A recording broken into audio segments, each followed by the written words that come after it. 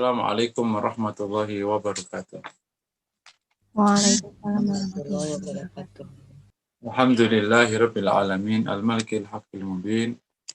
Asyhadu an la ilaha illallah wa anna Muhammadan abduhu wa rasuluh. Allahumma fasalli wa sallim wa barik ala nabiyyina Muhammad wa ala alihi wa sahbihi ajma'in, amma ba'd. Jamaah yang dirahmati Allah, tidak henti-hentinya mari selalu kita mengucapkan syukur kepada Allah. Pada pagi hari ini kita bisa gabung kembali di kuliah keluarga bersama Formula Hati Institute. Semoga demikian ini berlimpah rahmat dan karunia, kita bisa mendapatkan banyak manfaat, sekaligus menambah ilmu, menambah kebaikan. Semoga juga menjadi bekal kita untuk bisa memperbaiki dan meningkatkan kualitas kehidupan rumah tangga kita. Materinya sekarang ila. Nah, seperti lebih tepatnya, kita bahas li'an dulu. Mungkin karena sudah terlanjur diumumkan ila, ini kita bahas li'an. Li'an sama ila satu paket. Ya, kalau apa itu si li'an ya?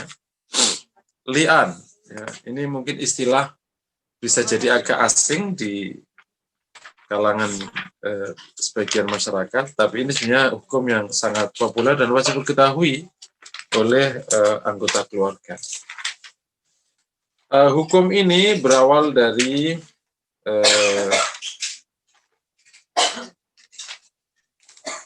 sabab urut ya. Apa sih li'an? Oke, definisinya dulu ya. Li'an adalah proses pelaknatan gitu, yang dilaksanakan oleh suami kepada istri akibat suami menuduh istri berzina sementara ia tidak bisa mendatangkan saksi. Li'an dari makna dari kata laknat. Ini proses satu tindakan hukum melaknat istri karena suami menuduh istrinya zina sementara ia tidak bisa mendatangkan saksi padahal ia yakin yang ia tuduhkan itu benar. Itu namanya li'an. Kalau proses ini terjadi, maka istri membenarkan atau menolak. Kalau menolak karena dia merasa benar, maka harus menjawab laknat itu dengan cara nanti yang lain. Itulah namanya konsep li'an. Itu terjadi ketika seorang laki-laki menuduh istrinya berzina dan istrinya tidak mengakui tuduhan itu, yakni tidak membenarkannya. Sementara suami tidak mencabut tuduhannya. Maka bagi mereka berdua disyariatkan untuk menggunakan proses li'an. Nah, kalau yang menuduh itu laki-laki namanya li'an, kalau yang menuduh perempuan namanya ila. Tapi secara hukum sebenarnya sama, li'an. Yakni tuduhan disertai dengan penolakan. Bisa dipahami ya? Jadi jangan dianggap remeh nuduh istri atau pasangan itu berzina, karena ini berdampak serius. Kenapa demikian? Nah, kenapa ada hukum ini? Karena tuduhan zina itu pada dasarnya wajib diikuti oleh 4 saksi. Dan 4-4-nya ini harus tahu persis proses pelaksanaannya. Bukan hanya berita. 4-4-nya harus tahu proses pelaksanaan zina. Bukan sekedar berita atau sekedar makan bareng, kumpul bareng. Karena 4 saksi ini harus menyaksikan proses zina seperti masuknya ember ke sumur. Kalau tidak melihat itu, maka persaksiannya ditolak. Nah, makanya di dalam hukum zina itu hampir tidak terjadi hukum zina dengan persaksian, karena tidak cukup mudah untuk menghadirkan saksi yang paham prosesnya ini, kecuali dilaksanakan sangat terbuka. Karena sekedar dia berada di tempat yang bareng, itu tidak bisa dianggap saksi zina. Nah, tetapi khusus suami yang nuduh istri berzina, ini ada hukum khusus. Kalau dia tidak bisa mendatangkan 4 saksi, mestinya kan namanya hukum qadhaf. Dia dihad qadhaf, yakni dilempari batu 80 kali atau dipukuli 80 kali. Karena nggak bisa mendatangkan saksi. Karena ini tuduhan dari suami ke istri yang merupakan orang yang di bawah kekuasaan, di bawah wilayahnya, maka oleh agama diganti dengan 4 sumpah dan terakhirnya menggunakan kata laknat. Nah, itulah namanya li'an. Bisa dipahami ya. Jadi suami yang menuduh istrinya zina, sementara dia tidak mendatangkan saksi, dan istrinya menolak tuduhan itu, dan suami juga tidak mencabut dari tuduhan itu, maka berlaku hukum li'an. Yakni suami bersumpah 4 kali dan terakhir menggunakan kata laknat. Nanti secara detail akan dibahasi proses li'an seperti apa. Jadi kami ya, li'an itu. Makanya pesan utamanya adalah jangan menganggap remeh tuduhan zina. Makanya kalau di tengah masyarakat terjadi tuduhan menggunakan kata yang tidak kata hukum, ini perlu dipahami. Kayak lo selingkuh nih, nah selingkuh itu kata bukan bahasa hukum, karena selingkuh itu bahasa budaya. Mulai dari makan bareng sampai zina itu namanya selingkuh. Makanya dimaksudkan selingkuh itu apa? Kalau tuduhan zina jadi perkara besar, jangan dianggap remeh. Paham ya?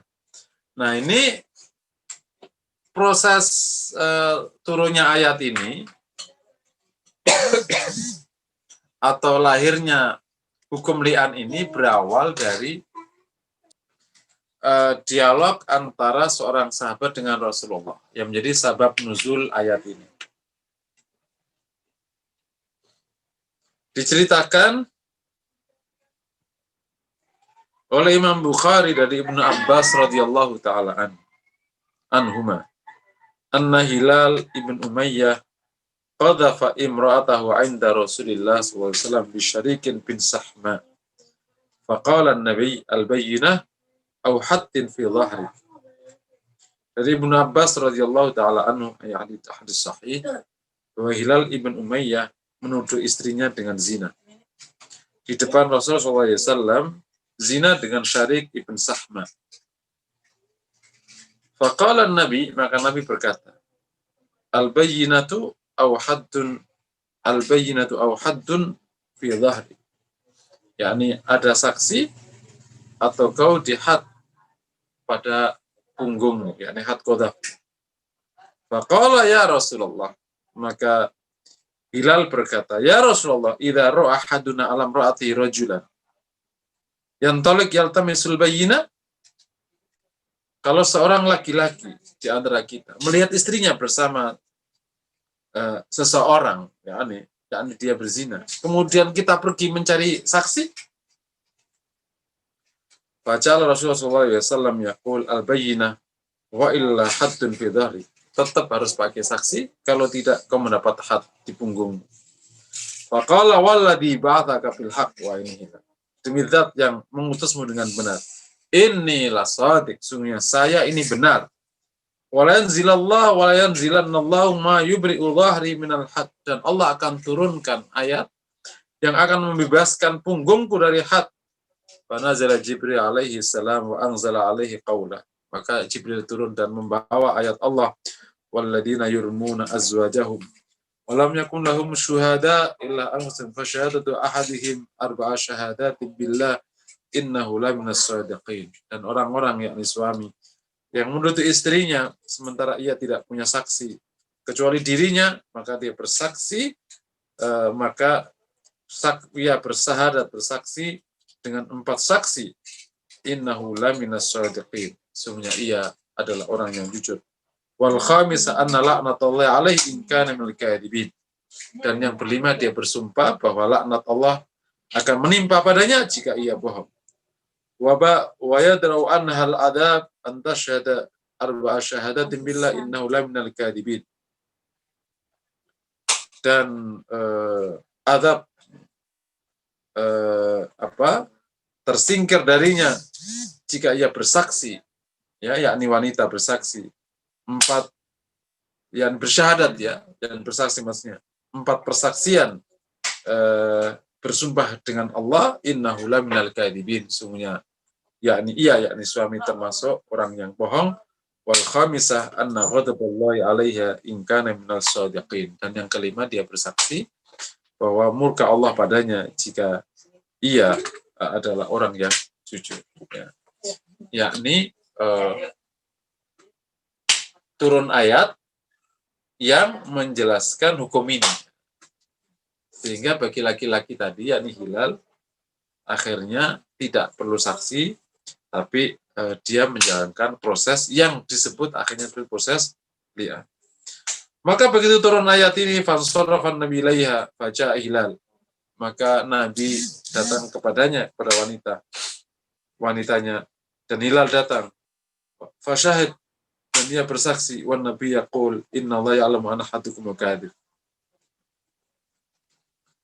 sungguhnya Allah tahu salah satu di antara kalian pasti dusta. Fahal minkum ta'ib, apakah dari antara kalian yang mau taubat?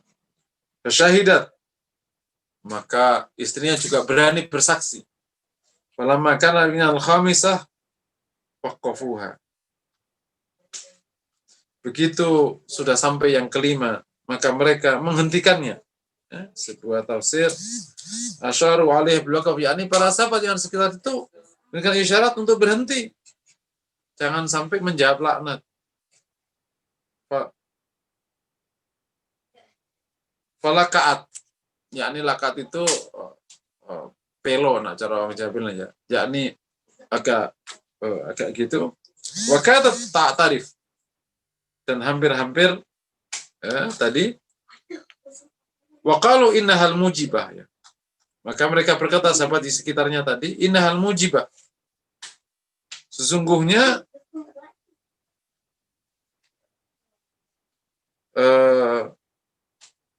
ini laknat ini akan bisa benar, gitu, ya.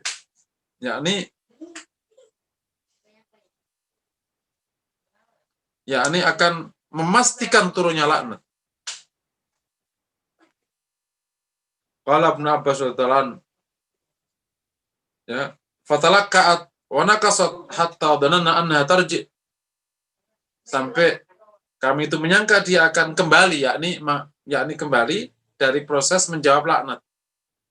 Semakalat la dhakhau misairal yaum, maka wanita ini berkata, saya tidak akan membongkar, yakni saya tidak akan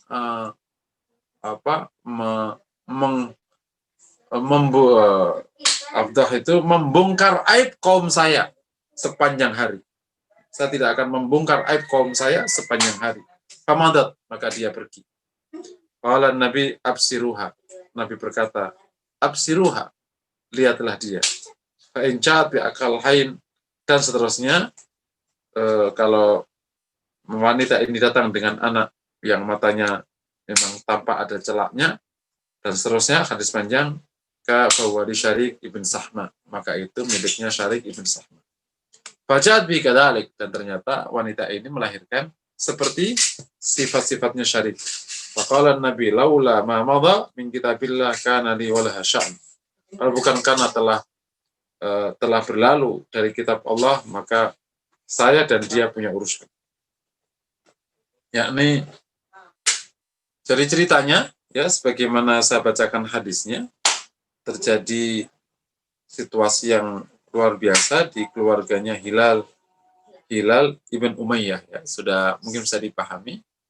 Hilal menuduh istrinya zina dengan Syarik, kemudian diminta oleh Nabi saksi, tapi hilal memaksa. Bagaimana seorang suami ketika melihat istrinya melakukan itu kemudian pergi mencari saksi? Allah pasti akan turun ayat yang membebaskanku dari had. Ternyata turun ayat maka Nabi datang kepada keluarga Hilal dan kemudian Hilal bersaksi dan wanita ini berani menjawab. Tapi begitu sampai yang kelima, maka dihentikan oleh kaum di situ, tetapi dia mengatakan, saya tidak akan membongkar aib kaumku sepanjang hari. Kemudian wanita ini pergi. Kata Rasulullah, kalau bukan karena ada ayat li'an, maka saya akan punya urusan, yakni Rasul akan tegakkan padanya hukum had. Tapi dia sudah berani li'an menjawab, meskipun di konteks ini tidak sempurna sampai yang kelima ya, karena dia pergi. Ala kulli hal, itu tadi li'an sudah paham, dan sebab turunnya hukum li'an ini adalah dari kejadiannya Hilal Ibnu Umayyah dan keluarganya. Nah, ini namanya li'an ya. Nah, disebut li'an karena terjadi proses pelaknatan pada yang dituduh, proses pelaknatan bagi yang menuduh jika dia tuduhannya benar. Dia tuduhannya salah. Maka disebut dengan li'an. Dari dampak li'an ini ada dua hukum. Gitu. Ya, dampak li'an ini ada dua hukum. Yang pertama, maka tidak berlaku pada mereka berdua hukum had. Kecuali salah satunya mengakui, selesai. Gitu. Kalau jadi dia laknat, terus salah satu mengakui, ya sudah, selesai berarti. Tidak berlaku pada mereka berdua hukum had qadha, karena berani. Yang kedua, terjadinya furqah, langsung pisah ilal abad, tidak boleh balik. Masya Allah. Jadi berat tuduhan ini, jangan dianggap remeh. Makanya kalau ini perlunya paham hukum ya. Kalau nggak paham hukum, ya akhirnya banyak sekali tindakan yang sangat bahaya, tapi dijalani begitu aja. Nuduh pasangan berbuat apa saja seenaknya, tapi ya udah tetap aja digauli. Gitu, naudzubillah min dzalik. Atau kalau wanita nuduh kemana-mana, tapi tetap aja dia tidak berani pisah karena masih sayang atau apa saja. Ini terjadi karena kekosongan pemahaman masalahnya. Oke ya? Coba. Ini poin kedua. Gimana proses li'an itu berjalan? Oke, sampai poin ini kalau ada yang mau bertanya dulu sebelum saya lanjutkan, silakan. Oke. Nah, gimana bahasa li'an ya? Tentu kami ulangi lagi, li'an ini kalau tuduhannya zina ya. Kalau tuduhannya tidak zina, ya berarti belum li'an. Makanya mohon peserta dan jamaah itu paham bahasa-bahasa hukum supaya konsekuensi hukumnya menjadi tidak buruk. Nah, ini tuduhan zina ya. Kalau tuduhan non zina ya tidak, meskipun itu berbahaya dari sudut hubungan. Sebenarnya kalau orang sudah tidak percaya akan kehormatannya, sebenarnya nggak usah diteruskan. Orang kalau nggak percaya kalau itu bisa diteruskan, sudah bubar aja sebenarnya, nggak baik diteruskan.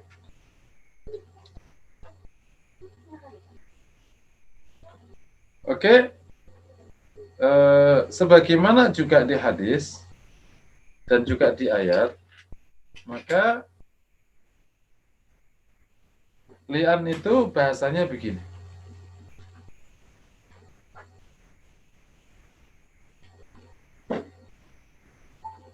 Pertama, bersyahadat. Gitu. Bersaksi dengan persaksian kepada Allah. Gitu. Yakni ya, bersyahadat menggunakan bahasa asma'ul Allah.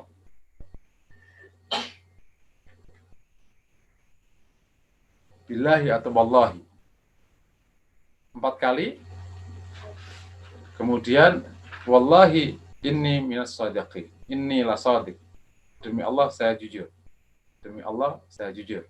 Demi Allah saya jujur. Demi Allah saya. Nah, yang kelima, Wal khamisa anna la'nata ngomong an wallahi anna la'natallahi alaihi gitu in kana minal kadhib. Jadi ya suami akan mengatakan demi Allah laknat Allah turun padaku, suami mengatakan gitu. Kalau saya bohong, ya ini tuduhannya bohong. Udah. Kemudian dijawab oleh istri,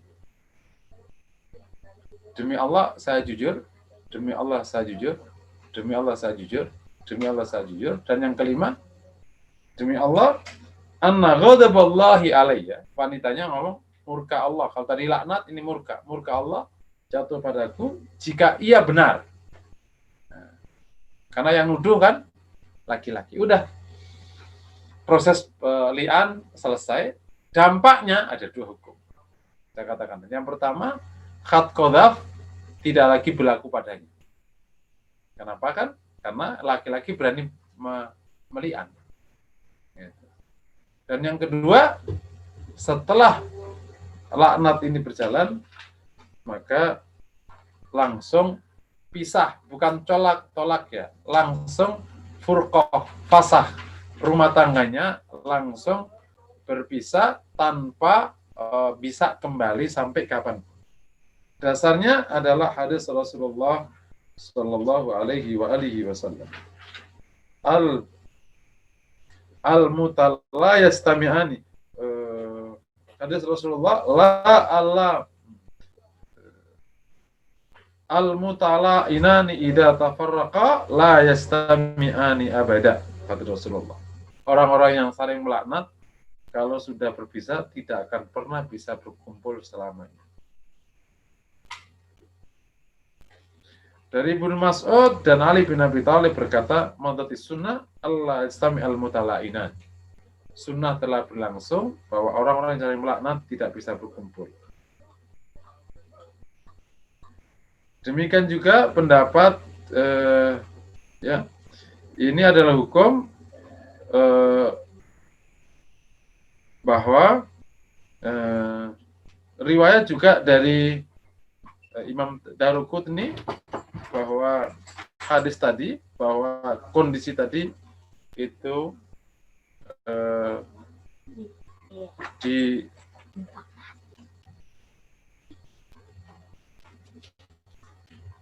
itu juga diriwayatkan oleh Imam Daruqutni.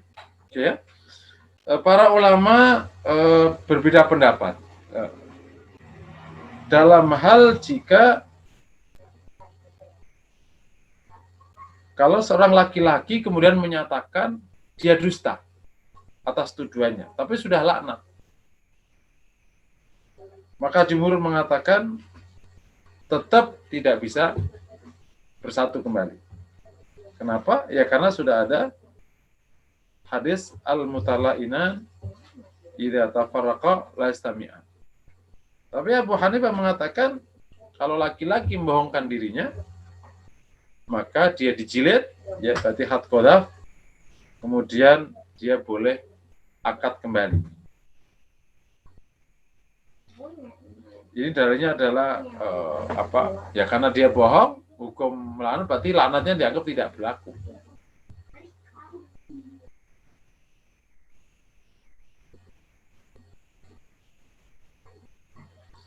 Kapan firqah ini berjalan?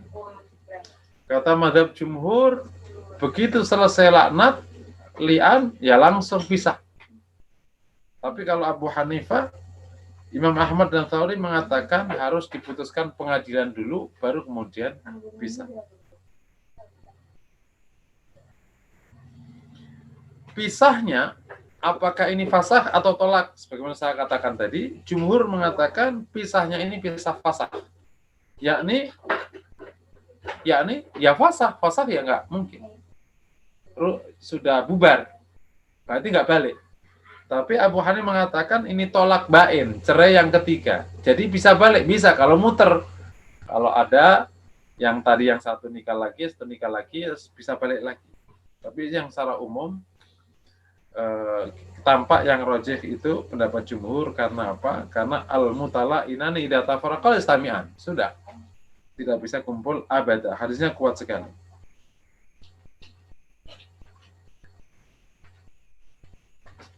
Oke ya. Ini poin ketiga, dampak dari li'an. Berikutnya, kapan li'an itu bisa dianggap? Ada dua prosedur. Li'an dianggap berjalan, berlaku. Yang pertama, jika laki-laki menuduh istrinya zina. Dan kalau dia tidak bisa mendatangkan saksi, maka berlaku hukum li'an. Tapi mendatangkan saksi ya selesai, sudah. Yang kedua, jika suami menafikan kehamilan istri bahwa itu darinya, itu kan sama saja menuduh zina. Jika suami menafikan kehamilan istrinya darinya.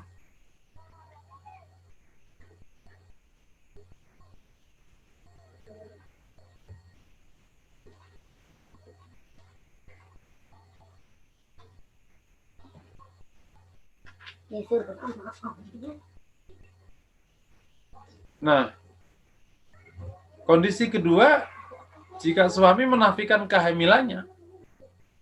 Karena apa? Karena dia merasa belum pernah menyentuhnya, tapi udah hamil. Berarti terjadi sesuatu.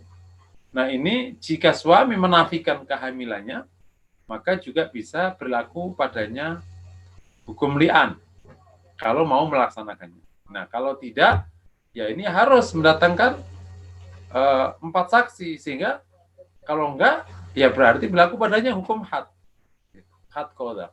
Bisa dipahami insya Allah ya.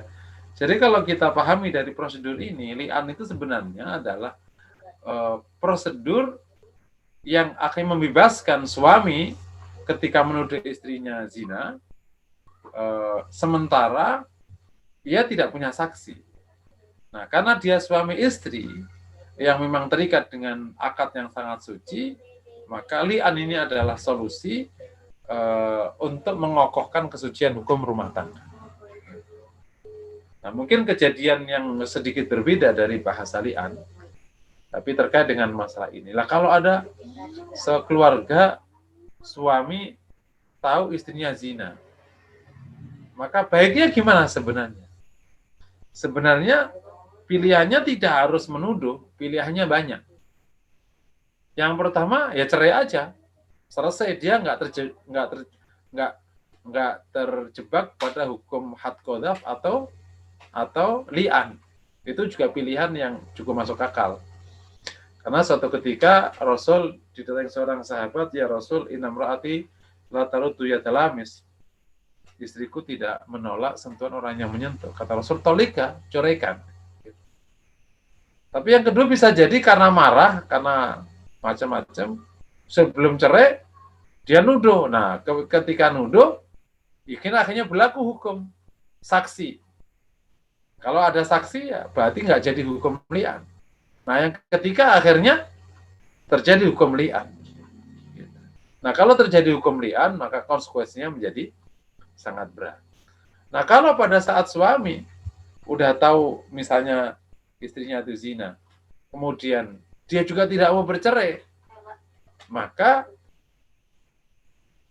entah karena takut apa, maka juga diizinkan oleh agama dengan tetap mengacu ya dia berarti menerima kondisi yang buruk itu.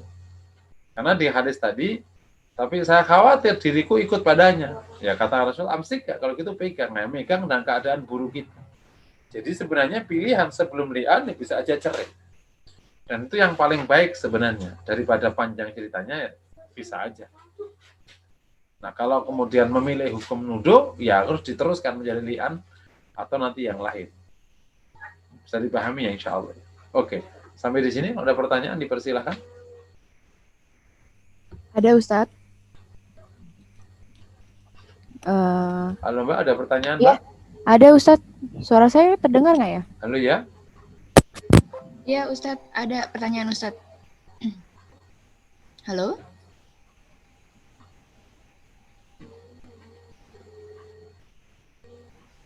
Halo? Nggak ada suaranya. Sebentar. Suara saya terdengar nggak ya Ustadz? Suara dengar Mbak? Ada ya? Bukan suara, itu suara. Halo? Iya, halo Ustadz. Jelas, Mbak? Ya, suara saya terdengar ya? Suaranya dengar nggak? Dengar Kedengaran semuanya, Ustadz? terdengar semuanya. Oh ya, terima kasih. Ya, ada pertanyaan Ustadz. Saya izin bacakan. Dari Ibu Yuli. Sebentar ya. Ustadz, saya kok tidak pernah dengar masalah lian ini terjadi di masyarakat kita ya. Paling jika ada tuduhan seperti itu diselesaikan dengan perceraian biasa. Apa keuntungan atau kerugian perceraian lewat lian dibanding dengan perceraian biasa? Oke. Kemudian ada pertanyaan lanjutan juga dari Bu Yuli. Apa bentuk atau konsekuensi laknat Allah berupa apa ya Ustadz? Ya ini kan gini, namanya rumah tangga kan dari Islam itu kalau antum pahami di dalam memberikan pilihan-pilihan hukum bagi anggota keluarga itu banyak. Gitu. Makanya saya katakan tadi pilihannya banyak, tapi kan ada sebagian orang yang nggak terima kan, ketika pasangannya itu berzina, nggak terima kan marah. Gitu. Nah akhirnya kan biasa kan, akhirnya terjadi tuduhan kan, gitu. Cuman kenapa kok tidak populer? Karena hukum tuduhan kan nggak berjalan, hukum tuduhan ini. Gitu. Sebenarnya begitu dia nuduh, harus pakai saksi. Karena saya mau nanya kepada, misalnya ada orang sebelum cerai, kenapa cerai? Jadi kan ngomong, dia zina misalnya, ya kan tuduhan namanya. Gitu. Nah kalau misalnya tidak mau masuk lian, ya jangan nuduh. Kenapa cerai? Cerai aja, aku udah nggak percaya sama dia. Bisa dipahami ya? Tapi kalau nuduh, terjadi hukum qadhaf. Atau akhirnya masuk lian kan? Nah, kalau nggak tegak di dunia, ya tegak di akhirat. Nah, itu yang bahaya. Makanya kalau memang sudah nggak percaya sama pasangan, ya udah cerai aja, nggak usah tuduh-tuduhan. Itu lebih aman kalau mau. Kenapa? Lebih soft prosesnya. Tapi kalau nuduh ya terjadi hukum. Nuduh zina itu kan nggak gampang. Tapi kan namanya suami istri kan terjadi tuduh-tuduhan kan biasanya. Karena merasa apalah namanya apa. Wallahualam bisa dipahami ya. Jadi kalau keuntungannya emang berat, keuntungan berat konsumsi lian itu. Tapi bagi orang yang berkeluarga bisa jadi itu bagian dari cara dia mempertahankan diri dan mempertahankan kehormatannya kan. Nggak usah diinjak-injak misalnya, maka akhirnya ya udah lian aja gitu misalnya kayak gitu. Itu pilihan-pilihan hukum. Makanya kalau antum melihat tadi kan terjadi hukum lian ini kan karena ada sabab urut kan, seorang sahabat mengadu ke Rasulullah. Sementara kan harus ditegakkan hukum had padanya karena nuduh. Nah ini akhirnya terjadi hukum lian, wallahu alam bisa. Padahal? Ya, baik. Kita lanjutkan pertanyaan berikutnya ya Ustadz. Ya. Dari Mbak Fairuza. Assalamualaikum Ustadz, izin bertanya. Mohon diulang untuk rincian hukum had tadi seperti apa? Lalu untuk lafal li'an sendiri, jika suami mengucap 4 kali sumpah, apakah istri yang dituduh harus menjawab dengan sumpah juga? Kalau istri tidak menjawab, hanya diam atau tidak meladeni, bagaimana? Mohon penjelasan. Nah, kalau istrinya nggak menjawab, berarti berlaku padanya hukum had. Berarti zina kan? Kalau dia merasa benar, dia tidak harus melayani. Kalau enggak ya berarti benar tuduhannya. Paham ya? Kalau dia tidak kan karena dia dituduh zina, ya kalau dia tidak bisa menolak tuduhannya, berarti dia benar. Berlaku padanya had zina. Nah, kalau had zina nggak berlaku karena tidak ditegakkan di negerinya misalnya, ya berarti nanti berlaku di akhirat. Gitu. Ternyata misalnya suaminya yang salah, ya itu nanti Allah yang akan selesaikan urusannya kelak di akhirat. Gitu. Misalnya gitu, bisa dipahami ya. Ini prosedur hukumnya kalau dia di suaminya menuduh dan pakai lian ya harus dijawab. Gitu. Kecuali nanti suaminya mencabut, bisa mencabut. Aku mencabut tuduhanku, berarti nggak berlaku proses itu. Bisa dipahami ya? Oke, baik. Oke. Oke, Fadal. Ya, oke, baik, ada pertanyaan lagi Ustadz. Ya. Dari Ibu Epirianti, saya tertarik sekali nih Ustadz dengan lian ini, apalagi sekarang banyak reuni-reuni Ustadz. Ketemu dengan teman-teman lama, dampaknya bisa membuat pasangannya cemburu lalu terjadi tuduh-tuduhan. Apakah bisa terjadi hukum lian Ustadz? Iya, saya katakan kalau nuduh selain zina ya tentu belum masuk wilayah hukum. Paling ya nanti masuk dosa, yakni nuduh tanpa bukti, kan nggak boleh kan? Nuduh tanpa bukti kan nggak boleh. Itu namanya bisa kadhib, iftira, iftira ala nas, yakni menuduh bohong tanpa bukti kan nggak boleh, haram hukumnya. Gitu. Atau bisa masuk kategori berbohong atau bahkan fitnah, atau nanti bisa masuk ghibah kalau tuduhannya di luar, tidak di depannya. Tapi kalau kemudian tuduhannya itu sampai ke level zina, jadi perkara ini. Makanya kalau di tengah masyarakat biasanya memang disarankan oleh para ulama untuk tidak menggunakan prosedur ini karena saking beratnya akibatnya. Tapi namanya orang kan, hukum kan memberikan seluruh proses kemungkinan. Jadi kalau tadi sudah nggak percaya ya sudah, bisa aja, itu lebih baik daripada memasuki wilayah ini. Kalau nggak percaya ya sudah, bisa aja. Makanya jangan ikut pemahaman orang-orang yang tidak beriman, yang seakan-akan cerai itu aib, cerai itu solusi. Gitu. Karena dinamika rumah tangga kan memang tinggi. Karena kalau misalnya menafikan cerai, makanya kemana-mana hukumnya. Gitu. Ini yang unik adalah menuduh pasangan zina, tapi udah di situ aja hukumnya gitu. Nah, akhirnya ada satu pintu hukum masuk menuduh zina, tapi masih nggak bisa, karena kan had qadhaf nggak ada, akhirnya lian juga nggak ada, ya sudah, akhirnya rumah tangga jadi kacau. Boleh nggak menuduh zina tapi nggak pakai lian, ya had qadhaf gitu kan, apa namanya, tapi kan nggak ada berlaku had qadhaf, ya udah di akhirat nanti kalau kayak gitu.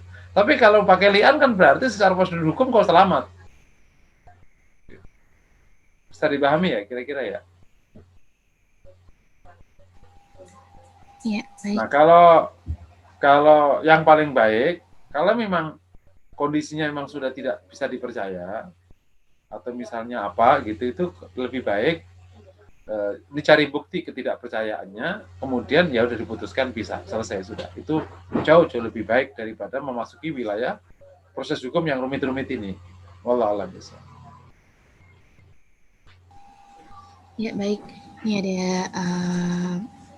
pengulangan juga nih Ustaz. Tadi Bu Yuli bertanya, apa bentuk atau konsekuensi laknat Allah? Berupa apa ya Ustaz? Ya, laknat Allah itu isinya bisa banyak, ya bisa habis hidupnya, bisa sakit, tak ada obatnya, apa saja bentuknya. Ada salah satu kisah lama tapi ya, di zaman tabi'in kalau nggak salah. Ada seorang zahid kabir, qadarullah kalau nggak salah, dia buta dan tidak punya. Disakiti sama seorang yang luar biasa, nggak bisa disakiti betul. Sehingga Syekh ini akhirnya keluar kata laknatnya. Gitu. Allah al'in alaihim, ya Allah laknati dia. Sampai nggak lama setelah doa itu dipanjatkan, orang yang hebat ini itu jadi orang yang terlunta-lunta di jalan, habis hartanya, habis semuanya, keluarganya pergi, menjadi seorang diri terlunta-lunta yang makan dari sampah masyarakat. Ini kisah lama tentang orang yang kena laknat. Nah, tentu nanti masalah mendoakan macam-macam itu gimana ya, bukan bab ini ya. Intinya kalau ditanya tentang laknat apa sih? Inqita'ur rahmah minallah. Gitu. Laknat apa sih? Putusnya rahmat dari Allah. Nah, kita bisa hidup ini kan karena rahmatnya di Allah. Sehat, rahmatnya Allah. Pasangan akur, rahmatnya Allah. Anak-anak baik, rahmatnya Allah. Bisa cukup makan minum, rahmatnya Allah. Semuanya rahmatnya Allah. Mendapat kemuliaan, rahmatnya Allah. Nah, kalau Allah nggak kasih rahmat, diputus, berarti dia hidup tanpa rahmat. Itu namanya dilaknat itu. Hidup tanpa rahmat. Yakni rahmatnya diputus. Gitu. Kalau ibarat orang hidup dengan fasilitas dari negara, maka saat itu diputus fasilitasnya, ya udah terlunta-lunta. Nah, kayak gitu. Tapi ini bukan, Allah nggak bisa dibandingkan siapapun. Tapi ini diputus rahmatnya oleh Allah. Ya udah bisa kemana-mana.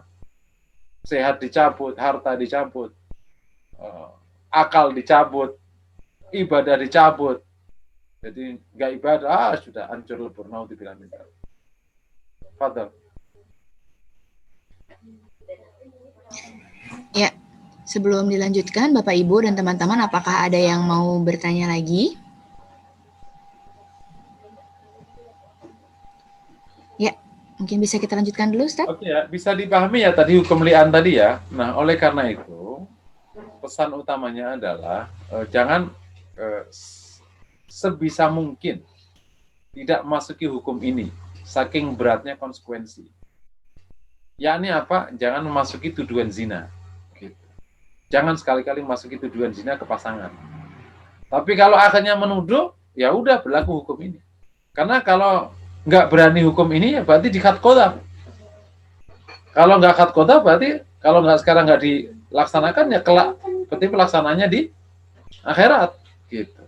Karena li'an itu adalah bagian dari menyelesaikan supaya karena nggak kena khat qadha, karena dia yakin akan tuduhannya kepada pasangannya. Nanti yang bohong, yang kena. Gitu. Ya baik murka atau laknat. Tapi dua-duanya nggak kena khat qadha.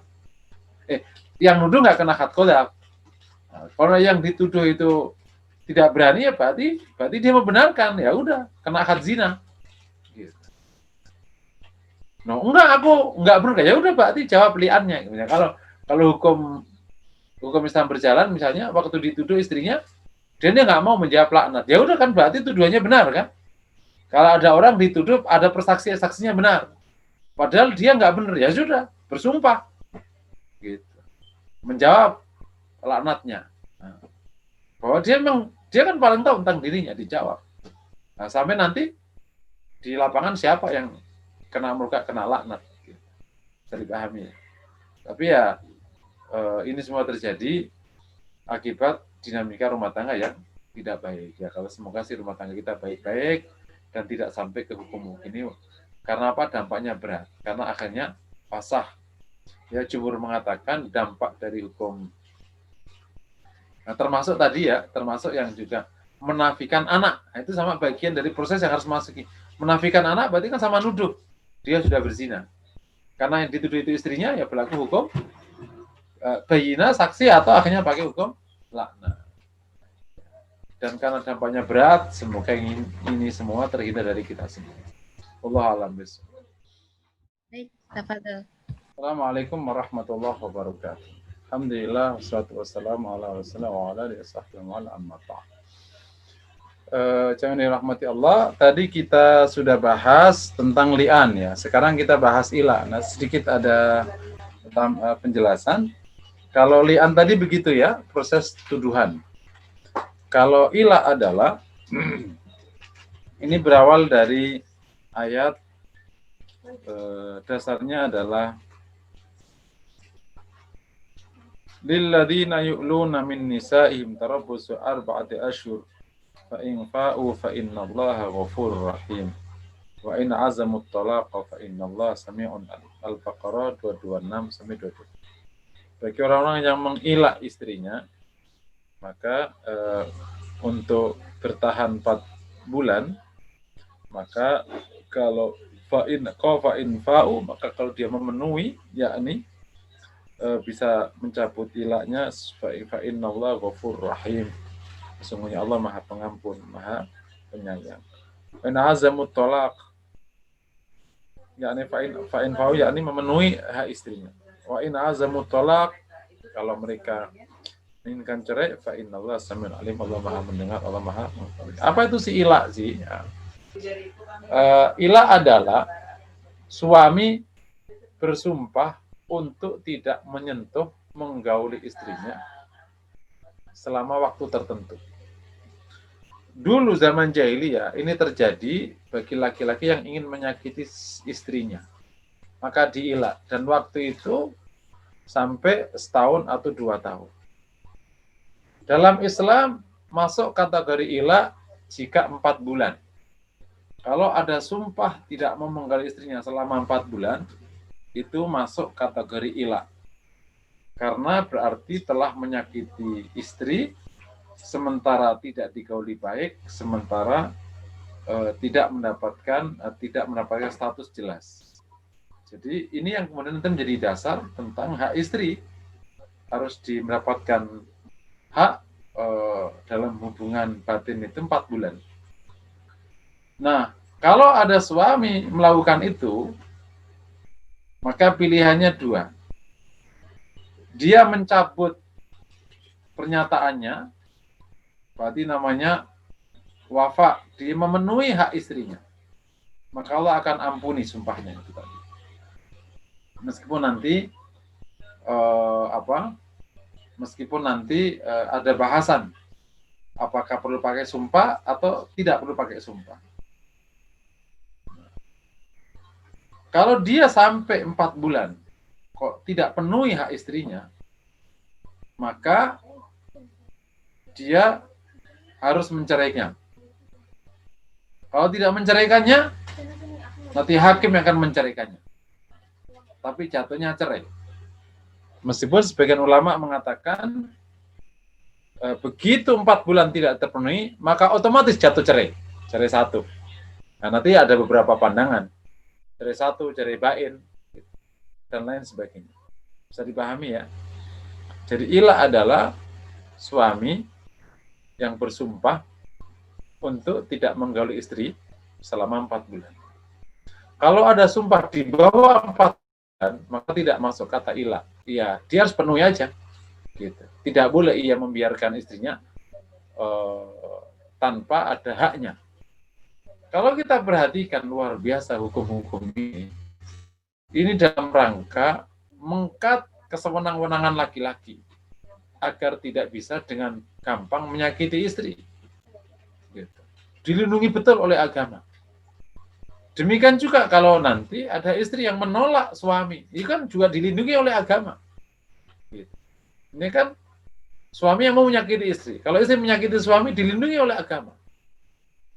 Misalnya menolak atau tidak mau melakukannya, dilindungi oleh agama.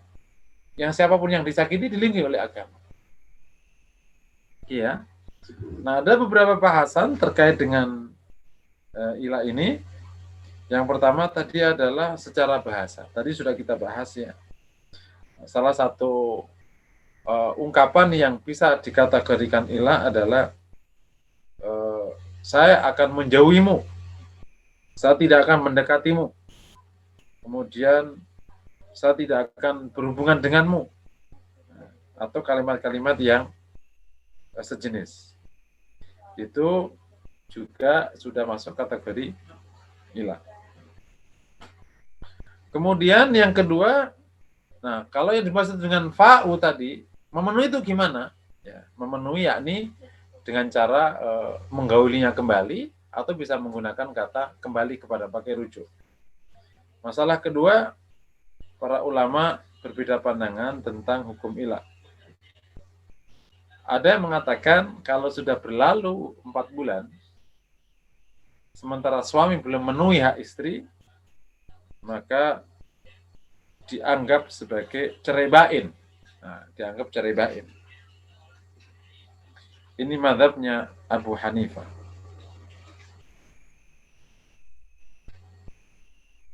Tetapi mazhab yang lain mengatakan tidak.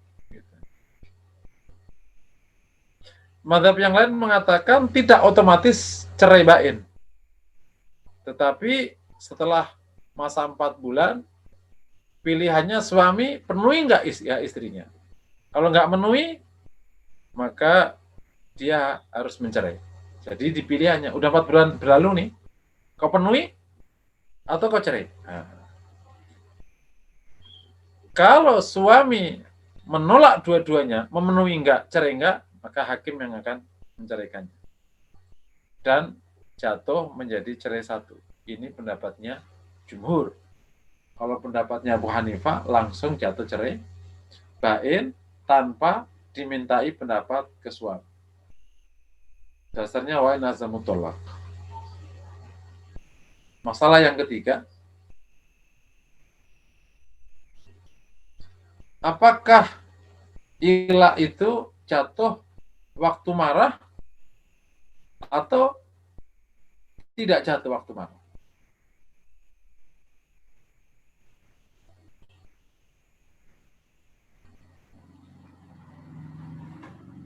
Ada dua pandangan. Pandangan pertama, bahwa ilah itu jatuh pada waktu marah atau pada waktu ridho. Karena mirip juga kata cerai, kecuali nanti yang mutlak sekali. Dan pendapat yang kedua, ilah itu jatuh kalau disertai sumpah saat marah dengan niat menyakiti istri. Ini pendapatnya Malik. Dan dikuatkan oleh pendapat Ibnu Abbas, la ilah illa bighadab, tidak ada ilah kecuali dengan marah. Tapi kata Imam Tabarani, nah, ia merojihkan pokoknya siapa yang bersumpah tidak menggauli istrinya, itu hukumnya ilah. Masalah yang keempat adalah apa yang dimaksud dengan kembali.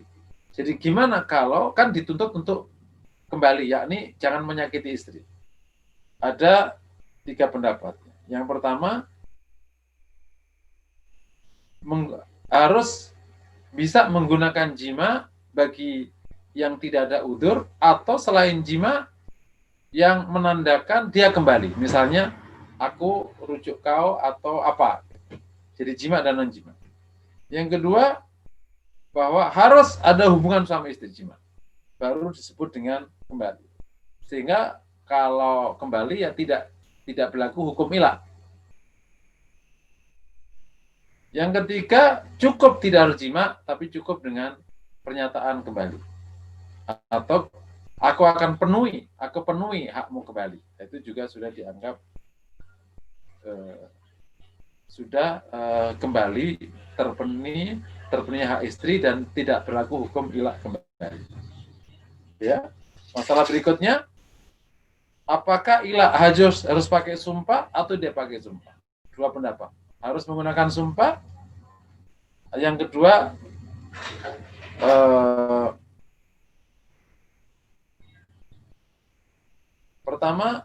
pendapat pertama, annal ilah la yaqa'u illa bil yamin.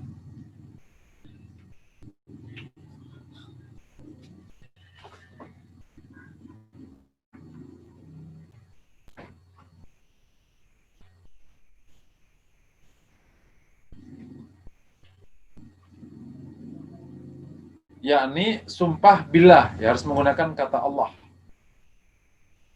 Tapi ada pendapat kedua, ya sumpah apa saja. Pokoknya bersumpah, katakan gitu, tanpa menggunakan kata billah. Yang pokoknya bersumpah tidak mau menggauli istrinya. Itu dianggap juga jatuh. Ini pendapat yang kedua.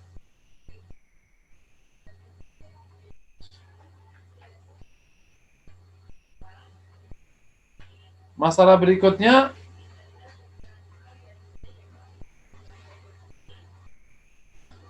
ilah itu jatuh kalau sumpah tidak mau menggaulinya itu 4 bulan ke atas. Kalau di bawah 4 bulan tidak dianggap ilah dan tidak berlaku hukum ilah. Masalah berikutnya, mungkin ke-8,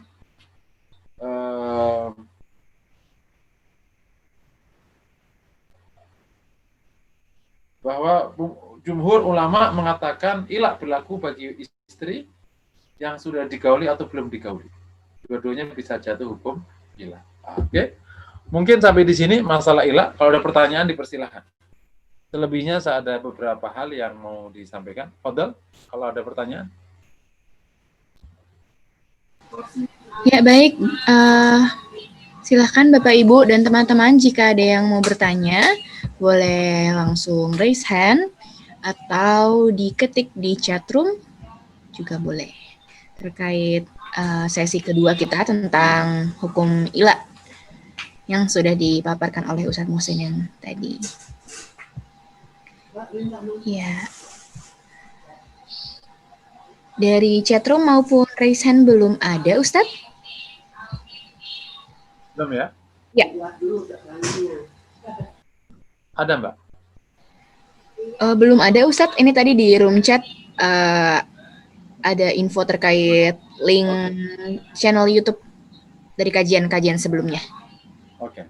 Ya. Nama saya dari bahasan hukum ilah ini, salah satu yang kita tangkap adalah pertama, bagaimana Islam ini menjaga agar hubungan suami istri itu tetap baik dan tetap dalam koridor mawaddah warahmah.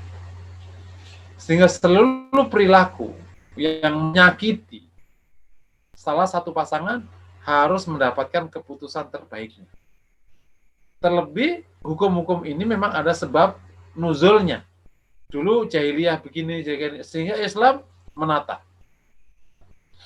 Nah, termasuk misalnya, kalau dibalik case-nya, ini kan case ilah itu kan suami. Kalau ada istri yang bersumpah tidak mau melayani suaminya, ya dia harus melayaninya. Gitu. Sampai kalau tidak, ya nanti akan diproses hukum. Itu dianggap nanti nusus. Jadi kalau suami yang tidak mau penuhi hak istri, itu namanya ilah. Tapi penuhi hubungan suami istri ya, bukan nggak mau nafkahi. Tapi kalau istri yang menolak, namanya nusus. Nah, kalau nusus ada aturannya. Nah, sampai kalau kemudian dia tidak taubat, ya berarti bisa cerai, bisa dipahami ya. Dua-duanya mendapatkan satu koridor pembelaan hukum yang sangat adil dan fair. Sebagaimana istri, ya kalau dihukum nanti kembali ke hak dan kewajiban suami istri, tidak boleh menterlantarkan hak suami, suami tidak boleh menterlantarkan hak istri. Masya Allah, ini dahsyat sekali. Sehingga bahkan sampai harus ada kejelasan yang demikian baik dari agama. Ini yang pertama. Yang kedua, hukum ilah ini sekaligus juga memberikan pelajaran penting kepada kita. Bahwa sedikit hal yang merusak hubungan harus jelas aturannya. Sedikit hal yang merusak hubungan indah dari suami istri, itu harus ada penjelasan hukum. Makanya yang jadi masalah adalah Bapak Ibu yang dirahmati Allah. Ketika hukum keluarga ini nggak tegak, maka seluruh dinamika rumah tangga itu tidak ada penyelesaiannya. Padahal ada penyelesaiannya.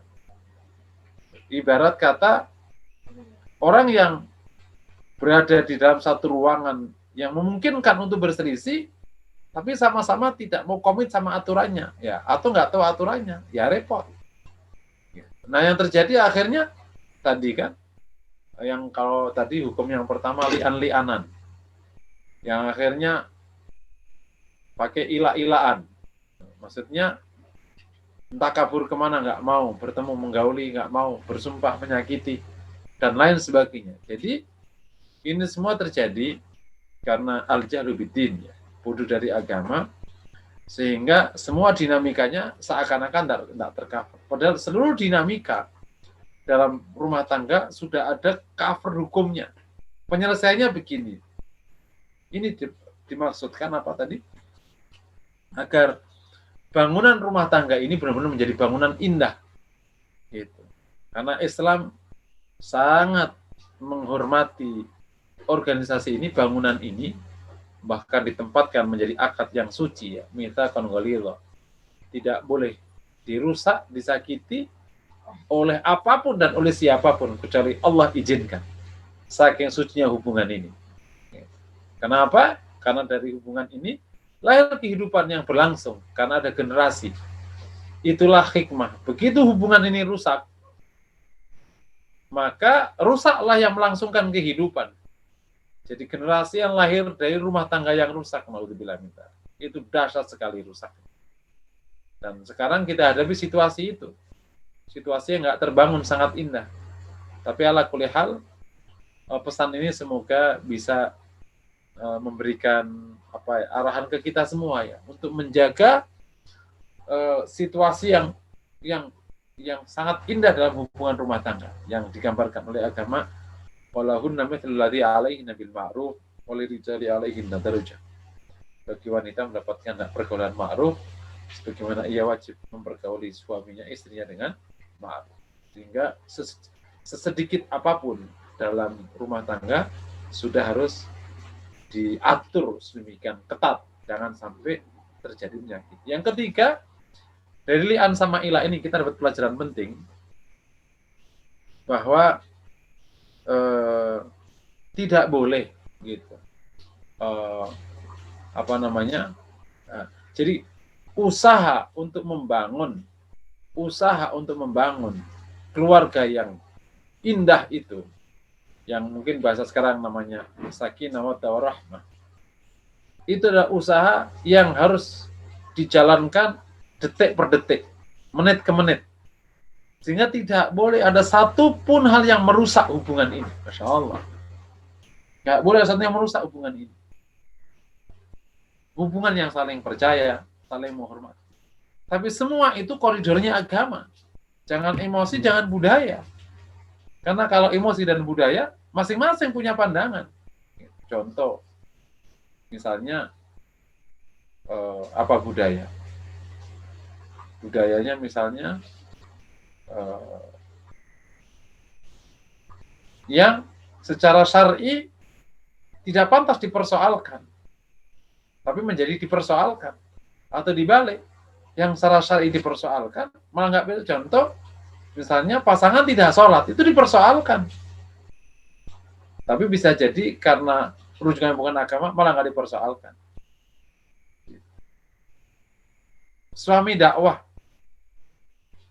atau istri, apalagi misalnya. Jadi koridornya harus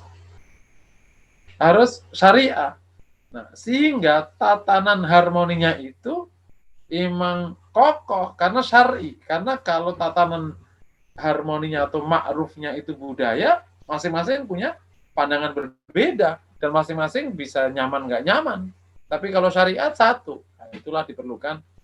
Selalu dalam pesan saya di pengantar orang rumah tangga, pastikan hukum agama ini tegak di rumah tangga.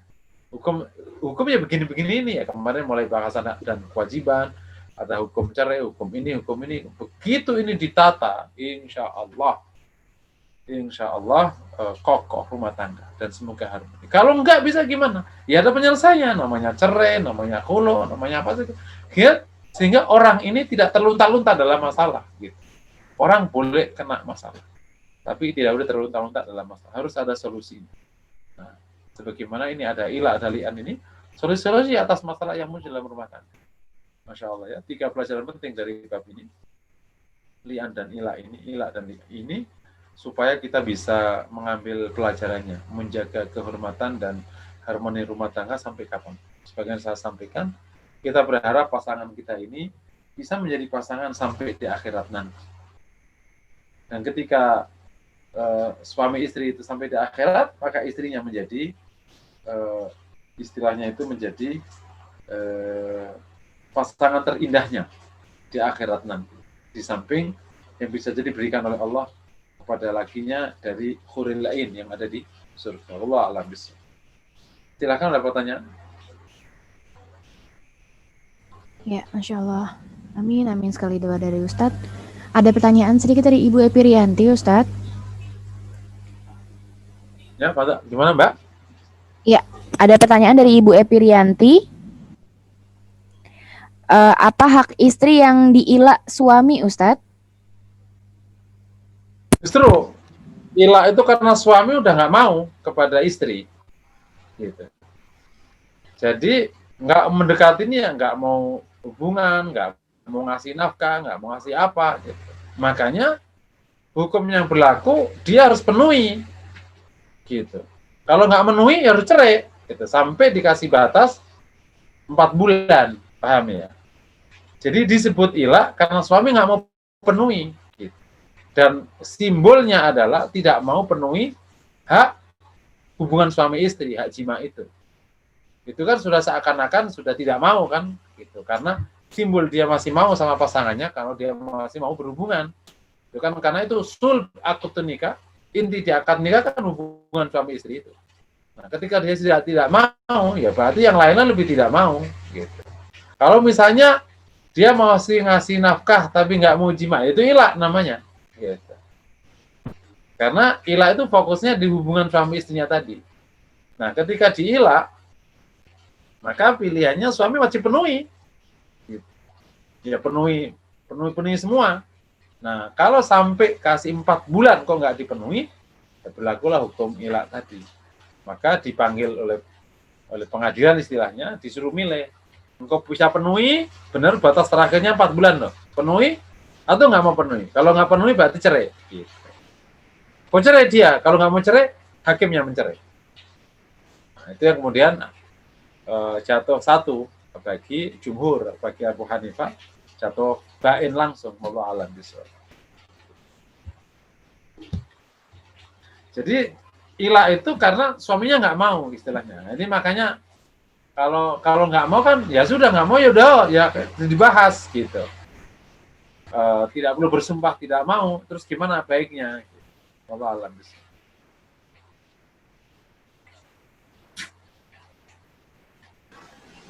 Ya, baik. Insya Allah sudah terjawab ya. Ada pertanyaan lagi, Ustadz, dari Hunter ya. Assalamualaikum Pak Ustadz. Jika suami sudah meninggal, istri menikah lagi, maka yang akan mempertanggungjawabkan suami yang pertama atau suami sambungan di hadapan Allah? Oh iya ya, pertanggungjawabannya ini menarik. Siapa ini dari Bu Triwan ya? Pak atau Ibu Hunter ya? Oh dari Hunter ya? Iya. Pak Hunter. Iya, kalau ada wanita ditinggal suaminya terus nikah lagi, yang tanggung jawabkan kelak di akhirat, yang pertama sampai pada waktunya, berikutnya yang kedua sampai pada waktunya. Karena orang akan bertanggung jawab terhadap apa yang di bawah tanggung jawabnya, tentu sampai pada batas waktunya. Selebihnya sudah tidak lagi urusan dia. Allah Maha Adil, tentu akan ada keadilan pada mereka yang pernah bertanggung jawab pada wanita ini, sesuai dengan pada waktunya. Wallahu a'lam bishawab.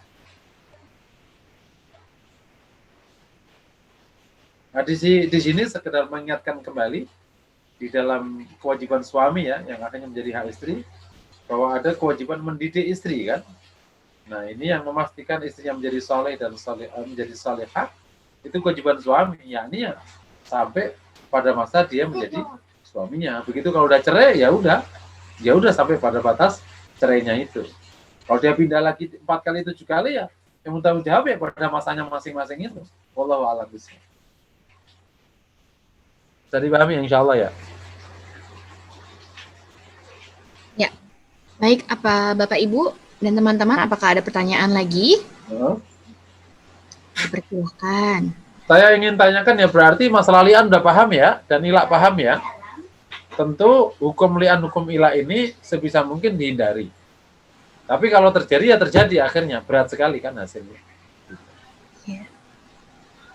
Jadi hukum li'an sama dengan mulai dari kemarin, hukum cerai, hukum li'an, hukum ilah, ini semua semoga bisa kita hindari. Jangan sampai ini malah berjalan, akhirnya luar biasa seriusnya dampak dari tindakan hukum ini. Tapi tadi secara umum pesan utamanya adalah gimana kita bisa menjaga hubungan rumah tangga yang baik, Masya Allah ya. Kalau kita lebih jauh lagi, mulai dari bahasan cerai, li'an dan ilah ini, maka kita diingatkan kembali kenapa dalam memilih pasangan itu suruh hati-hati, benar ya? Suruh linasabiha, wali hasabiha, wali maliha, wali diniha, dan carilah yang baik agamanya agar ini semua bisa terjaga. Kalau agamanya bagus, nasabnya bagus, keuangannya bagus, Masya Allah kejaga. Dia diinginkan oleh agama, rumah tangga yang pol. Nah, tentu dalam rumah tangga yang ideal ini bisa jadi yang terjadi tidak ideal. Ketika tidak ideal inilah kemudian harus ada solusi-solusi agar tidak terlalu jauh tidak idealnya. Agar tidak terlalu jauh. Seperti saya katakan di awal rumah tangga, memilih pasangan, mendapatkan pasangan yang baik adalah separuh keberhasilan rumah tangga. Memilih pasangan yang baik adalah separuh keberhasilan rumah tangga. Karena ini terjadi, ini kaitannya dengan kelakuan pasangan kan. Kalau li'an itu karena suami meragukan istri. Ya. Khulu, istri nggak mau sama suami. Ila adalah suami tidak mau istri. Nusus adalah istri nggak mau sama suami. Ya kan gitu tuh. Nah, ini hukum-hukum yang dahsyat sekali. Tapi insya Allah kalau pasangan itu benar, ya, istrinya benar, karena juga lakinya benar, semuanya ini insya Allah berjalan dengan sangat baik. Wallahu a'lam bishawab. Ya bagi yang belum nikah, saya doakan bisa mendapatkan pasangan yang indah ya, sehingga bisa menjaga ma'ruf sepanjang hidupnya. Sebagaimana kita dapati baginda Nabi dengan Khadijah, Masya Allah, baginda Nabi dengan Aisyah, baginda Nabi dengan yang lain, indah sekali. Meskipun indah sekali dan padahal pernikahannya poligami. Jadi masalah indah nggak indah bukan poligami atau monogami, tapi personnya dalam rumah tangga itu siapa. Monogami kalau kacau-kacau. Poligami kalau baik-baik. Monogami kalau baik-baik. Poligami kalau baik-baik. Jadi kalau kacau nggak baik itu personnya masing-masing. Kalau personnya baik, insya Allah luar biasa. Sehingga harmoni dan hubungan yang indah ini berlaku bahkan sampai akhir hayat, sebagaimana istri Rasulullah berharap tetap menjadi istri Rasulullah kelak di akhirat. Wallahu a'lam bishawab. Ya. Baik. Bagaimana Ustaz? Untuk yang raise hand maupun yang bertanya, insya Allah sudah terjawab. Nah, kita tunggu lagi Ustaz untuk pertanyaan berikutnya. Oke, kalau sudah tidak ada kita bisa akhiri Mbak, nggak apa-apa? Boleh, tafadhol Ustaz. Iya, ini maaf Ustaz. Suara saya jadi baru ada pertanyaan satu lagi. Oh gitu, fadhal. Sebelum kita akhiri ya Ustaz ya. Satu lagi Ustaz, jika pasangan suami istri bercerai karena takut kepada Allah, apakah akan berkumpul lagi di akhirat mengingat dunia kan hanya perjalanan sementara? Oh iya. Ya ini kalau suami istri bercerai, ya bercerai kan. Ya gimana bisa kumpul di akhirat, kan dunia sudah bercerai. Saya agak lupa hadisnya ya. Yang berkumpul itu ya kelak jika suami memang menjadi suami terakhirnya, itu yang berkumpul. Semoga nanti saya coba cari hadisnya, saya lupa. Kalau ada seorang pasangannya misalnya beberapa gitu. Yang di akhirat nanti siapa? Yang terakhirnya. Wallahu a'lam bishawab. Karena kan yang udah pisah kan. Gitu. Nah, kalau pisah mati gimana? Nah, semoga nanti Allah akan keputuskan yang terbaik. Misalnya gitu. Amin. Insyaallah yang terbaik ya Ustaz. Itu salah satu hikmah istri Rasulullah kan nggak menikah setelah Rasulullah. Di samping secara hukum yang tidak boleh, mungkin berharap ya yang terakhirnya Rasulullah, ya berarti biar nanti bersama Rasulullah SAW kelak di akhir. Tapi secara hukum kan memang nggak boleh kan. Jadi memang suami terakhirnya istri Rasul ya Rasulullah. Gitu. Tidak ada suami lagi. Memang secara hukum haram hukumnya, tapi secara fadilah dia akan punya peluang bertemu Rasulullah SAW di akhir. Karena nggak ada pisah lagi setelah itu. Wallahu a'lam bishawab. Ya, baik, ada pertanyaan dari Ibu. Makanya pesannya Bapak Ibu yang sudah menikah, ya semoga kita bisa melanggengkan hubungan kita Dan hubungannya didasarkan kepada mahabbah fillah ya, saling mencintai karena Allah, bukan karena dunia, sehingga bisa kelak langgeng di akhirat. Allah alam. Amin, amin. Ya. Afwan Ustadz, ada pertanyaan lagi, boleh ya? Dari Ibu Agrata. Assalamualaikum, jika suami yang mengilah karena mau menikah dengan wanita lain dan tidak mau poligami, padahal istri masih cinta, apakah dapat bertemu di akhirat? Loh. Nah, kalau bertemu di akhirat, ya nanti tergantung apakah dia udah cerai belum. Kalau udah cerai kan berarti udah cerai di dunia. Gitu. Tapi kalau misalnya mengilah berarti kan cerai kan? Karena kalau ilah dan sampai pada waktunya, yakni 4 bulan, suami tidak mau kembali dan tidak mau mencerai, ya yang mencerai hakim. Gitu. Tapi kalau sebelum 4 bulan, belum cerai, gitu. Masih, jadi istrinya batas maksimalnya ilah itu 4 bulan. Kalau selama 4 bulan dia telah penuhi ya, hubungan lagi ya berarti kembali. Tapi kalau nggak penuhi, maka di titik 4 bulan akan ditanya oleh pengadilan. Kau penuhi atau kau cerai? Ya, kalau penuhi berarti selesai. Kalau kau cerai berarti cerai. Tapi kalau nggak penuhi, nggak cerai, yang mencerai pengadilan. Tidak bisa kembali sudah. Kecuali pakai dipenuhi kembali haknya. Gitu. Nah, kalau dari cerai ingin kembali ya berarti kembali hukum cerai biasa yang roji itu. Nah, kalau ada suami sudah mengilah istrinya, berarti kan udah jatuh cerai. Terus dia nikah lagi. Ya berarti ya udah cerai. Berarti kan suaminya nggak mau kan? Ya apapun alasannya.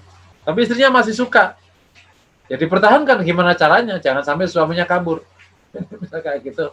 Misalnya justru misalnya lebih mendorong, udah mas, kamu poligami aja deh. Sebagaimana misalnya Saudah memberikan haknya kepada Aisyah misalnya, karena ingin mempertahankan rumah tangga Rasulullah.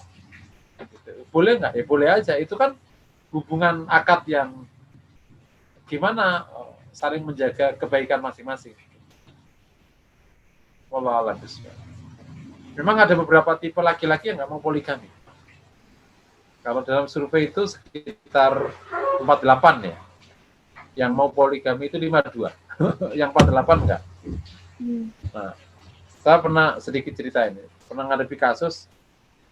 Menurut saya solusinya itu poligami. Menurut saya solusinya poligami karena mereka masih saling mencintai. Tapi karena ada hal lain sehingga ya masalah orang tua gitu. Orang tua nggak bisa terima mantunya ini. Orang tua memaksa anak lakinya menikah dengan wanita lain. Nah, kalau dicerai istrinya nggak bisa karena masih sangat mencintai suaminya. Suaminya juga mencintai istrinya. Ya udah, berarti kan solusinya poligami. Dan istrinya mau poligami. Persoalannya suaminya nggak mau poligami. Ustadz, aku nggak mau ngurus 2 orang, puyeng. 1 orangnya puyeng. Gitu. Akhirnya cerai. Jadi nggak semua laki-laki juga mau poligami karena ada yang nggak mau repot kan? Ngapain capek-capek ngurus banyak orang? 1 orangnya repot gimana? Lebih gitu. Nah sehingga akhirnya jatuh pilihannya cerai. Itu pilihan-pilihan. Nah, kalau suaminya masih mau poligami, ya berarti kan bertahan rumah tangga pertamanya. Kalau nggak mau poligami, ya cerai akhirnya.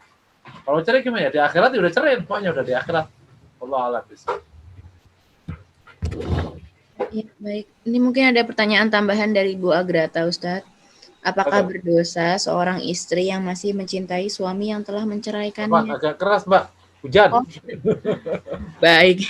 Iya, Ustadz, betul sedang hujan. Ada pertanyaan tambahan dari Bu Agrata, Ustadz. Ya, Pak.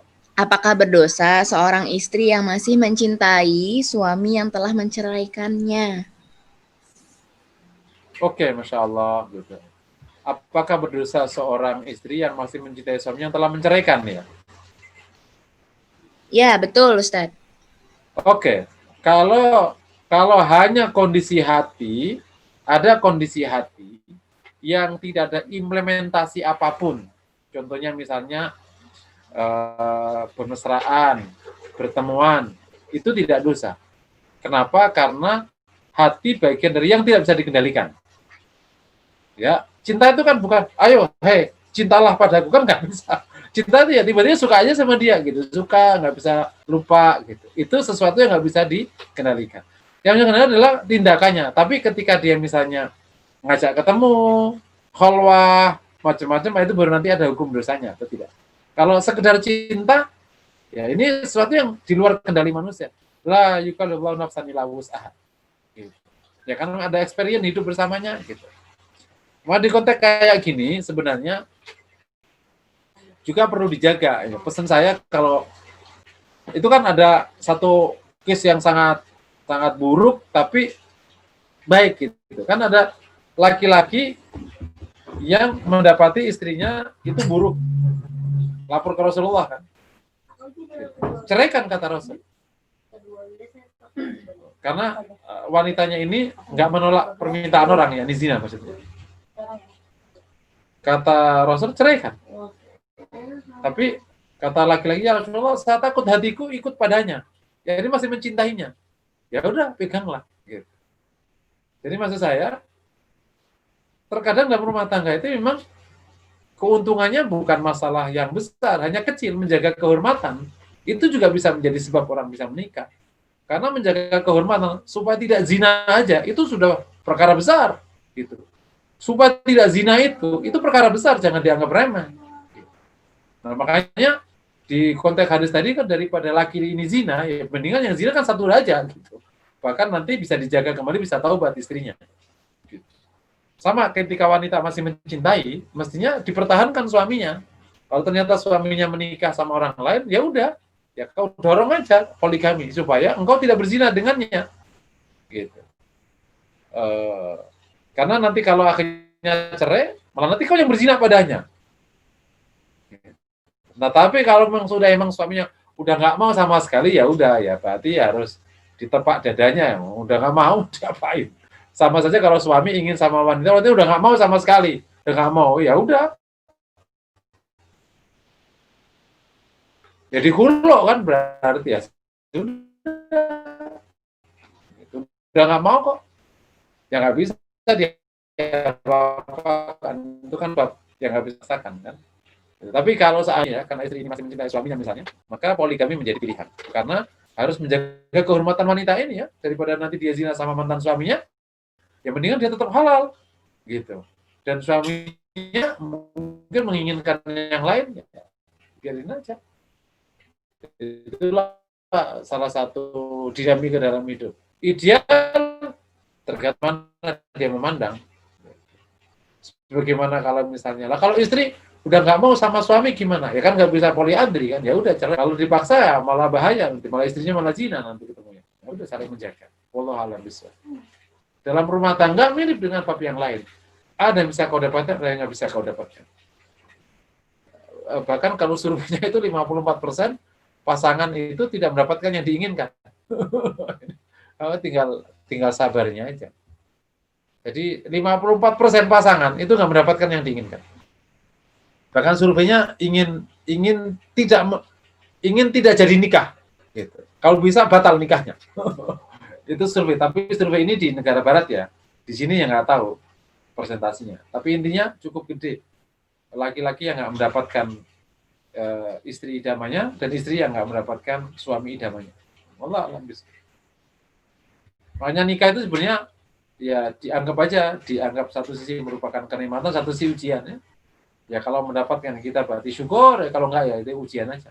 Makanya ada istri Nabi Lot, ada siapa lagi itu?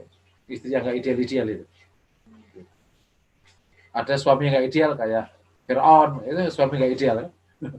Wallahu a'lam bishawab. Fadhal. Assalamualaikum. Ya Ustadz, Mbak Fariza, izin bertanya. Ya. Silakan. Ustadz tadi disebutkan bahwa kalau Ila itu adalah suami yang bersumpah tidak Siapa akan. nih? Saya Agung, Ustadz. Saya Agung. Pak Hander. Oh, Pak Agung. Iya. Tadi disebutkan kalau Ila itu suami yang bersumpah tidak akan menggauli istri selama 4 bulan begitu ya Ustadz ya. Iya. Kalau statusnya misalkan suami itu ada keperluan untuk dinas keluar kota dalam jangka waktu yang panjang, atau misalkan seorang mahasiswa juga misalkan kuliah dan harus berpisah dengan istrinya dalam jangka waktu panjang 1 tahun, 2 tahun, itu statusnya bagaimana Ustaz? Ya, kalau dia tidak bersumpah, ya berarti tidak masuk hukum ila. Tapi ya dianggap suami yang tidak penuhi hak istri. Paham ya? Suami keluar negeri atau suami keluar kota, nggak penuhi haknya. Ya berarti namanya suami yang tidak penuhi haknya. Maka kalau istri nggak ridho, ya pengadilan akan memaksa. Misalnya ya, istri nggak ridho, suaminya meninggalkan dia. Karena dia punya kebutuhan. Kebutuhannya di samping nafkah. Kan ada kebutuhan yang nggak bisa dikirim. Yang ini kebutuhan badan kan. Gitu. Maka pengadilan akan maksa. Kau datang kepadanya, atau kau akhirnya harus dihukumi yang lain. Gitu. Kalau nggak ridho istrinya. Kalau ridho ya bab yang lain. Jadi pahami ya, insya Allah ya. Nah itu yang kemudian zaman Umar itu diputuskan berapa wanita tahan dari suaminya. Diputuskan 4 bulan. Makanya ilah itu batasnya 4 bulan. Karena itu batas terakhir wanita tahan dari suaminya. Di atas 4 bulan udah nggak tahan. Itu sudah bahaya. Gitu. Makanya batasnya 4 bulan. Jadi kalau ada suami pergi kerja sampai setengah tahun baru balik, istrinya tahan, berarti luar biasa itu. Jangan-jangan apa namanya emang sudah puasa 24 jam itu. Gitu. Jadi ini dijaga. Jadi kalau demikian, kalau menggunakan standar umum sebenarnya sama Hafsah yang 4 bulan itu suami harus pulang. Gitu. Wallahu a'lam bishawab. Jadi namanya hukumnya suami yang tidak memenuhi hak istri. Terus prosedur gimana ya? Istri menuntut haknya. Kalau nggak bisa, ya harus pengadilan akan maksa memenuhi. Kalau enggak, ya nanti gimana aturannya? Nanti apakah aturannya apa atau apa? Berarti istri harus diangkut atau gimana? Itu nanti kalau terjadi perselisihan di antara mereka karena ada salah satu yang nggak terpenuhi haknya. Sebagaimana juga sama, suami yang nggak terpenuhi haknya. Istri pergi ke luar negeri, dia suaminya nggak terpenuhi haknya, ya sama. Dipaksa pulang. Atau dipaksa diangkut. Gitu. Dan lain sebagainya. Wallahu a'lam bishawab. Syukran, Ustaz.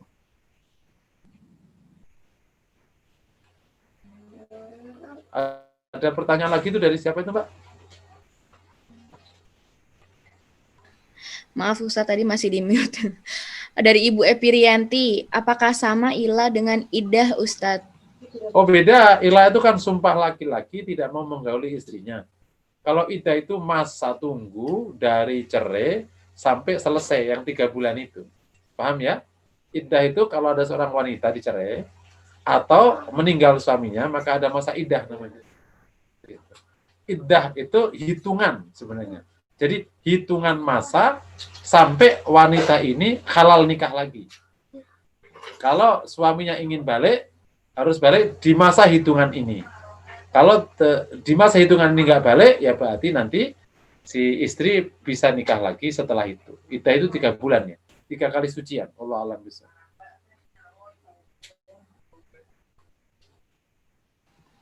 Ya, baik. Insya Allah itu pertanyaan yang terakhir masuk di chatroom, Ustadz. Oke. Ya, mengingat waktunya juga mungkin sudah mau diakhiri, Ustadz. Oke, Masya Allah ya.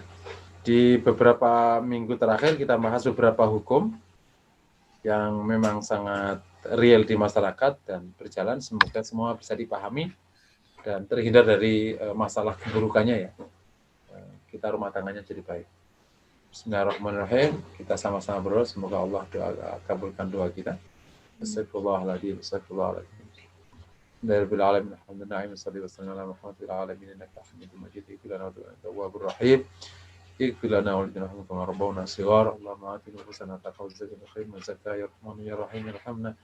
Allahumma salli ahlana wa azwajana ahlana min ilayna Allahumma alli baina zawjatina wa alli baina azwajina wa ahli baina ahlina. Was'alhunna was'alhum mutahabbina bainahun wa was'alhum mutahabbina bainahum rabbana atina fid dunya hasanah wa fil akhirati hasanah wa qina adzabannar sallallahu ala Muhammad wa alihi wasallam alhamdulillahi rabbil alamin. Assalamualaikum warahmatullahi wabarakatuh. Waalaikumsalam warahmatullahi wabarakatuh.